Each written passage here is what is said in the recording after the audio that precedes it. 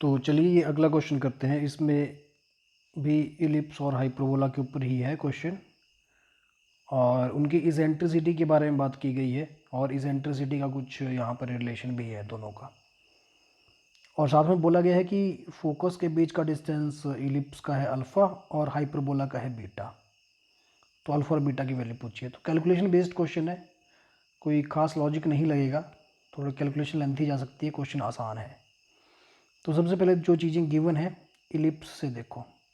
Ellipse की equation से उसकी इसेंट्रिसिटी E1 है ना, तो E1 की वैल्यू आ जाएगी, कितनी होगी, 1 minus B square over A square होता है। तो 1 माइनस बी, इसका बी ही है, ए स्क्वायर 25 आ जाएगा। तो यहाँ से I think E1 square it is equal to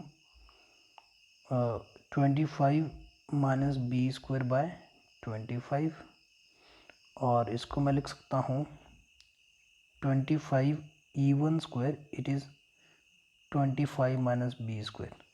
मान लो इक्वेशन 1 है, वैसे इक्वेशन 2 बनाऊंगा मैं हाइपरबोला के लिए। तो उसकी इसेंट्रिसिटी भी लिख लो पहले।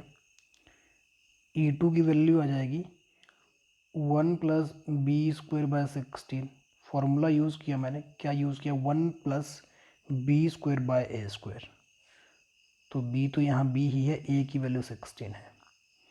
तो इसको सॉल्व कर लेंगे, तो यहाँ से आना चाहिए 16 E2 square it is 16 plus B square.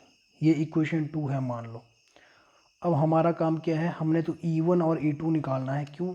क्योंकि जो अल्फ़ा आएगा ना, अल्फ़ा इलिप्स के जो फोकस है उसके बीच का डिस्टेंस अल्फ़ा है। तो अल्फ़ा की वैल्यू कितनी है, 2, मतलब डिस्टेंस ए ई होता है ना, तो यहाँ पर ए की वैल्यू 5 है और ई की वैल्यू E1 है। तो बेसिकली मुझे E1 और E2 निकालने पड़ेंगे, और बीटा कितना हो जाएगा, वो भी 2AE होगा। तो हाइपरबोला के लिए ए की वैल्यू 4 है और ई इसका E2 है। बस E1 E2 निकालना पड़ेगा मेरे को। तो क्या करते हैं उसके लिए 1 और 2 को ऐड कर दो।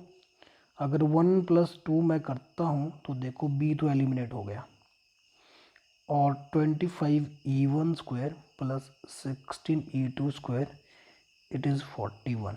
और साथ में हमारे पास गिवन है क्वेश्चन में E1 E2 इक्वल टू 1, ये गिवन है ना, ये वैल्यू पुट कर दो। दिस मीन्स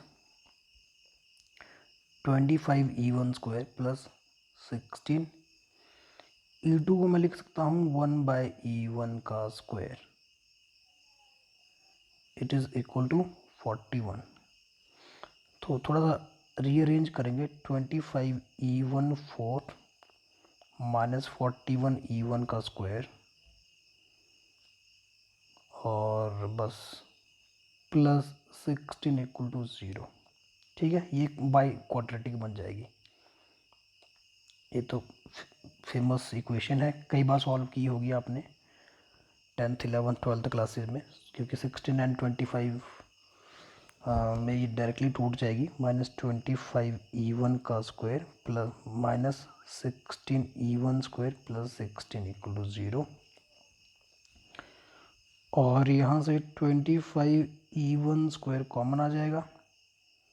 25 तो चलो चला गया है, तो यहाँ पर बचेगा सिर्फ E1 square minus 1 minus 16 common ले लो, E1 स्क्वायर माइनस 1।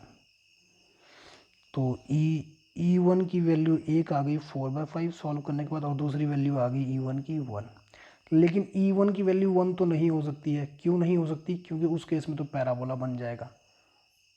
पैराबोला की इसेंट्रिसिटी 1 होती है ना, तो ये तो हो नहीं सकता। यहाँ पर इलिप्स और हाइपरबोला ही है। E1 हमारा इलिप्स है, तो उसकी आ गई 4/5। देयरफॉर E2 वो उल्टा है इसका, तो 5/4 हो जाएगा। तो वैल्यूज़ यहाँ भर देते हैं।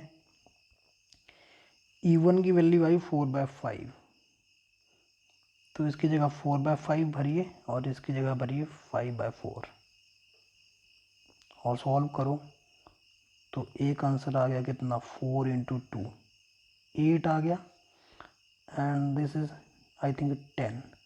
तो अल्फ़ा और बीटा की वैल्यू 8 × 10 आ रही है। देखते हैं कोई ऑप्शन है क्या। Yes, option D 8, 10।